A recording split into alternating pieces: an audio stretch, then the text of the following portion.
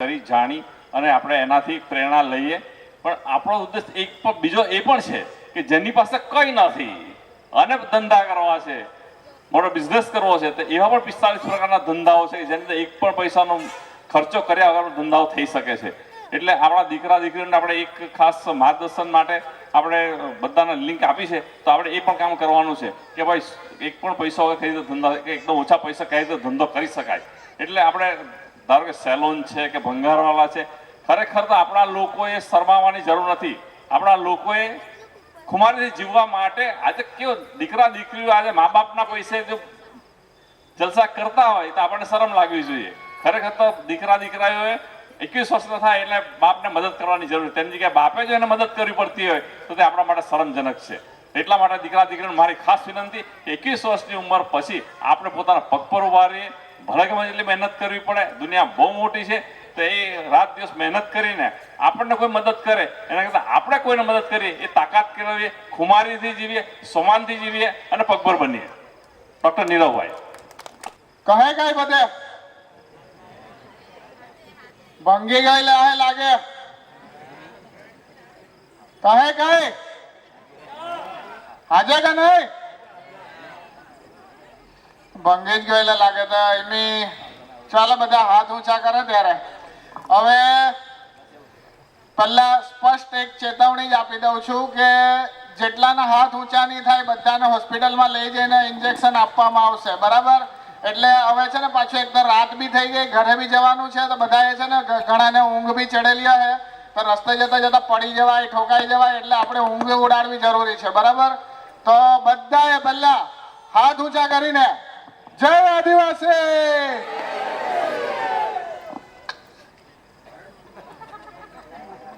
મેં છે ને બધી બાજુ નજર રાખતો છે, જેટલાના હાથ ઊંચા નહીં થાય ને મેં બધાને ભાઈ છેલ્લે સાઈડમાં લઈ જવા. મેં ગાડીમાં છે જ, તો તૈયારી જ રાખજો, બરાબર? જય આદિવાસી. બહારના પણ દેખાતા જ છે. ઘરે વહેલા જવું હોય તો હાથ ઊંચા કરી દેજો. હા, એટલે ને ચેતનભાઈએ કીધું તેમ મેં છે ને પાછો માઇક છોડતો નથી જલ્દી. જ્યાં સુધી મને સંતોષ નહીં થાય ને ત્યાં સુધી હું માઇક નહીં છોડાય. એટલે જો તમે મારું વહેલું પતે એવું ઈચ્છતા હોય ને તો હું કે ફટાફટ બધાએ છે ને તાળીઓ પાડવાની છે ને હાથ ઊંચા કરવાના છે, બરાબર? જય આદિવાસી. એક તીર એક કમાન. અમાજ હાથ નહીં ઊંચા કરવાના ને અમાજ એક સમાન નહીં થવાના. તો પછી આપણે 1 કરોડ આદિવાસીઓને એક મંચ પર લાવવાની વાત કરીએ, એક સમાન કરવાની વાત કરીએ તો કેવી રીતના થાય? હવે મેં માઇક તમારા બાજુ કરતો છે. એક તીર એક કમાન, આદિવાસી એક સમાન. હા, મારામાં તો આળસ રાખતા જ નહીં, મને બિલકુલ પસંદ નથી. બીજા બોલે ને તમે નહીં જવાબ આપે તો ચાલે, પણ મારામાં તો નહીં ચાલે. તો હવે તાળીઓ પાડવા તૈયાર થઈ જજો. સૌથી પહેલા આજે જે મસ્ત મોટી સંખ્યામાં, એટલે તમે અત્યાર સુધી બીજા માટે તો બહુ તાળીઓ પાડી, પણ સૌથી પહેલા આજે જે તમે આટલી મોટી સંખ્યામાં આવીને કાર્યક્રમને જે રંગે ચંગે બનાવીને જે ઝળહળતી સફળતા અપાવી તે બદલ તમામ પોતાના માટે એકવાર જોરદાર તાળીઓનો ગડગડાટ થઈ જાય. અરે બહુ કંજૂસ રે, આ તો નામ જેવા બોલવાના આદિવાસીનું. પોતાના માટે તાળીઓ પાડવામાં બી હરમ આવે કે હું એકવાર જોરદાર તાળીઓ થઈ જાય. તાળીઓની સિરીઝ ચાલવાની છે એટલે તૈયાર જ રહેજો. સૌથી હવે પોતાના માટે તાળીઓ પાડી. હવે આ કાર્યક્રમ કોઈ 2-3 જણાનો નથી, આખા સમાજના લોકો. અને અહીં પેલા જે નાલ્લામાં નાલ્લો ખીલો મારીને જે કામ કરેલું છે ને, જેણે રોલર ફેરવેલો છે, કે જેણે આ મંડપ બાંધેલા છે, કે તમામ જે લોકો છે, પણ એ લોકોને જે વિચાર આવ્યો અને જે વર્ષોથી સમાજ માટે લોહી રેડી રહ્યા છે એવા સમસ્ત આદિવાસી સમાજ ગુજરાત રાજ્યના પ્રમુખ ડોક્ટર પ્રદીપભાઈ ગરાસિયા સાહેબ માટે એકવાર જોરદાર તાળીઓ થઈ જાય. તેમજ જે પણ આયોજકો છે તમામ માટે એકવાર જોરદાર તાળીઓનો ગડગડાટ થઈ જાય. અને અહીં જે પત્રકાર મિત્રો છે, કેમેરામેન છે, સાઉન્ડ સિસ્ટમ વાળા છે, મંડપવાળા છે તેમજ પાયાના કાર્યકર્તા નાનામાં નાના, મેં કીધું ને કે ખીલી મારવાથી લઈને મંડપ ઊભો કરવાથી માંડીને રોલર ફેરવવાથી માંડીને પાર્કિંગની વ્યવસ્થા કરવા વાળાથી લઈને સિક્યુરિટી વાળા તમામ માટે આ વખતે તાળીઓ અટકવી નહીં જોઈએ. એ લોકો વગર આ કાર્યક્રમ સફળ નહીં થશે.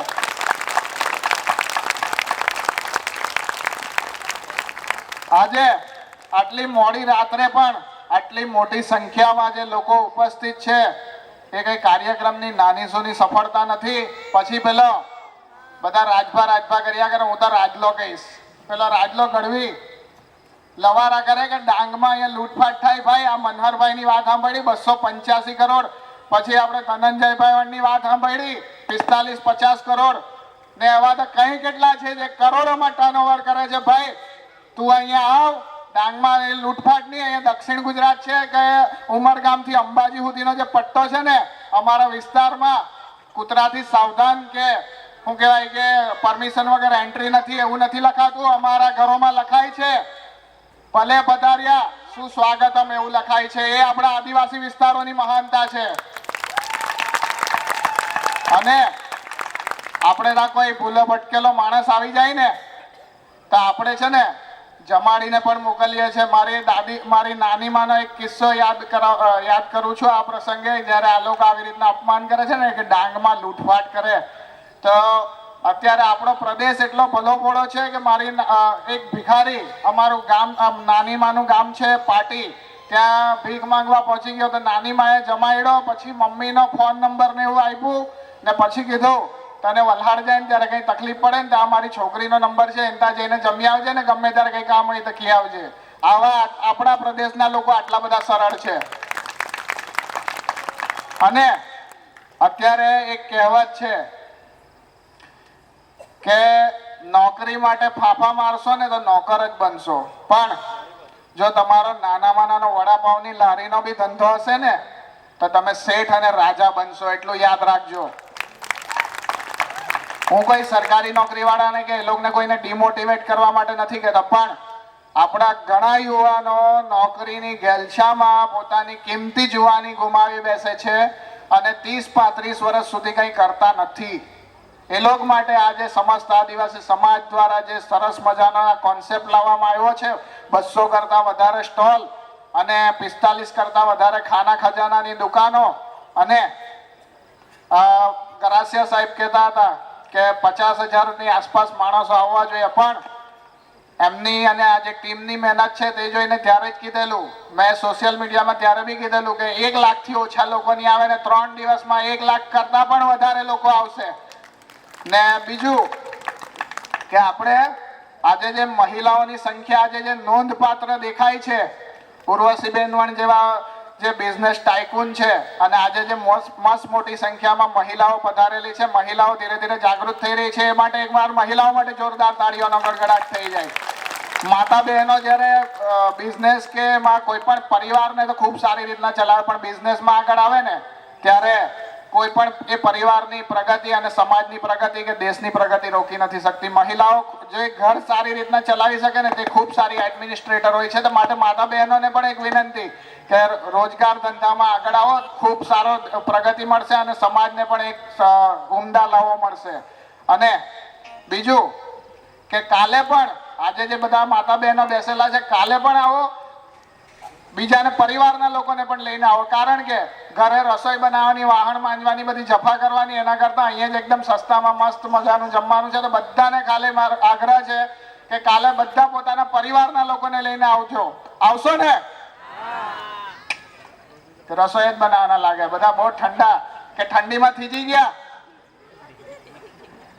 તો આજે હજુ તો ઘણું બધું છે, પણ આપણે તો બહુ નાના માણસો એટલે આપણે બધા મોટા માણસોની વાતો સાંભળવાની છે, કૃતિઓ જોવાની છે, હજુ કાલના કાર્યક્રમ બી માણવાના છે. પણ એક વસ્તુ મેં જોઈ લીધું, આ ચેતનભાઈએ કીધું કે મનહરભાઈ 2004માં નોકરી ચાલુ કરી, 20 વર્ષમાં જો 285 કરોડનું ટર્નઓવર જો કરી શકતા હોય ને અંબાણીએ કીધેલું સપનાઓ જુઓ, મોટા મોટા સપનાઓ જુઓ, સપનાઓ પર કોઈની પાબંદી નથી. તો આપણે પણ સપનું જોઈએ. અને આજે જે અહીં બેસેલા છે, આજે મેગા ટ્રાઇબલ ટ્રેડ ફેર રાષ્ટ્રીય લેવલનો, એમાંથી પ્રેરણા લઈને આવતા 5 થી 10 વર્ષમાં 100 થી વધારે બિઝનેસમેનો 100 કરોડ કરતા વધારેનું ટર્નઓવર કરતા ધંધા રોજગારની તકો મેળવશે એવી મારી અભ્યર્થના છે. તૈયાર છો બધા? નથી તૈયાર? હારા. મેં તમને પહેલા જ કીધેલું, મારી પાસે માઇક છોડાવવા હોય ને તો તમારે બધાએ હા બી કરવું પડે, તાળી બી પાડવી પડે અને હાથ બી ઊંચા કરવા પડે. તૈયાર છો બધા? હા. તો હવે આથી વધુ વિશેષ કંઈ નહીં કહેતા, પણ આપણે જે ફરીથી એકવાર જય જય આદિવાસી, જય જય વંદે ભારત માતા કી જય. ફરીથી એકવાર. હવે મેં બધી બાજુ, દરેક બાજુ જોયા અને બધી બાજુના હાથ ઊંચા જ જોઈએ. જય આદિવાસી, જય આદિવાસી. અને ધંધા રોજગારમાં ખૂબ જ રિસ્ક રહેલું છે. આપણી પ્રજા 9 થી 5 ની નોકરીની જ અપેક્ષા રાખે, હાલના છેડે ઘરે જ પહોંચી જવાનું જોઈએ એવી અપેક્ષા રાખે. આપણે ધનંજયભાઈને કીધું કે ઘણા વર્ષોથી, 5 વર્ષથી મેં આજે બેસણુમાં નથી ગયો, લગ્નમાં નથી ગયો.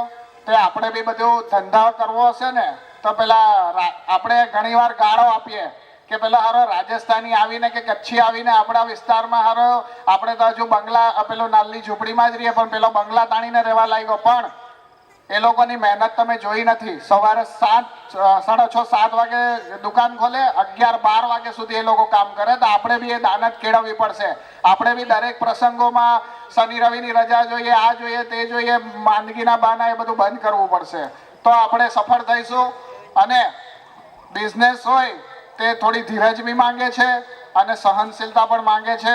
હું જ્યારે ક્લાસ 1 ઓફિસર એટલે સુપરિન્ટેન્ડન્ટ હતો તો ત્યારે મારો પગાર ₹1,00,000 હતો. તો મને અને મારી પત્નીનો પણ એટલો જ પગાર હતો. તો બંને સરકારી નોકરી હતી. તો જ્યારે અમે છોડવાનો નિર્ણય લીધો તો ત્યારે ઘણા બધાએ વિરોધ કર્યો. આટલો બધો પગાર છે તો શાંતિથી બેહી રહેવાની, સવારના 9 થી 5 ની નોકરી છે તો જલસા કરવાની, હું કામ છોડવાના એમ કે. પણ જો મેં કદાચ સરકારી નોકરી ચાલુ રાખેલી હતી ને તો આજે તમારી બધાની વચ્ચે આટલું સારી રીતના નહીં બોલી શકતો હતો. અને બીજું કે આટલા સંઘર્ષ કરીને શું કહેવાય કે 72 દિવસ જેલમાં રહ્યો તો બી આજે વટભેર તમારી વચ્ચે ઉભેલો નહીં હતો. એટલે કોઈ પણ પેલું શાહરુખ ખાનનો ડાયલોગ છે ને, માં કહેતી હતી કોઈ બી ધંધા છોટા નહીં હોતા. તો હવે આપણે ધંધા રોજગાર પર પણ ફોકસ કરો અને બીજાને પણ આપણે ધંધા રોજગાર આપીએ. હંમેશા અત્યારે આપણે બીજાને ત્યાં નોકરીએ ગયા છે, પણ હવે પ્રયત્ન એવો કરો કે આપણે મોટા ધંધા રોજગારદાર બનીએ અને આપણે ત્યાં બીજા નોકરી કરવા આવે. તૈયાર છો? હા. તો ખૂબ સરસ, મને સાંભળવાનો મોકો આપ્યો તે બદલ તમામનો હું આભાર માનું છું. ફરીથી એકવાર જય જય આદિવાસી, જય જય આદિવાસી. વંદે માતરમ. જોહાર.